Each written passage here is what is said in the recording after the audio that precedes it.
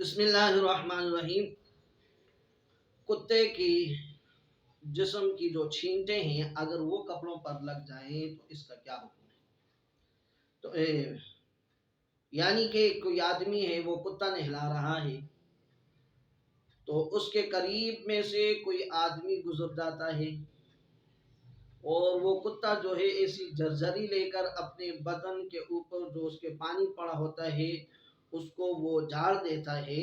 اور وہ پانی کے قطرے وہ کسی آدمی کے کپڑوں پہ لگ جاتے ہیں، تو آیا ان کپڑوں کا کیا حکم ہے اور ان کپڑوں کے ساتھ وہ نماز پڑھ سکتا ہے یا نہیں؟ تو یہ بات ذہن میں رکھے کہ کتے کے نجس العین ہونے میں ائمہ کا اختلاف ہے۔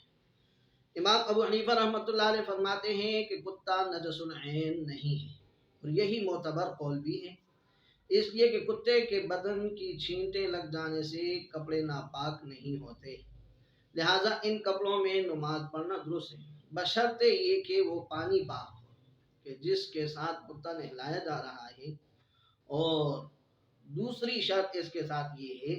کہ اس پانی کے ساتھ کتے کا لعاب نہ لگا ہو، یعنی جس پانی کی چھینٹیں کتے نے اپنے جسم کو حرکت دینے سے آپ پہ پڑی ہیں، دو شرائط ہیں۔ ایک شرط یہ ہے کہ وہ پانی جس سے کتا نہلایا جا رہا ہے وہ پانی ناپاک نہ ہو، دوسری شرط یہ ہے کہ اس پانی کے قطروں کے ساتھ یا اس پانی کے ساتھ کتے کا لعاب نہ لگا ہو، تو اس صورت میں وہ چھینٹیں پاک ہیں، کپڑے بھی پاک ہیں، نماز بھی اس میں ہوتی ہے۔ اللہ توفیق عمل نصیب فرمائے۔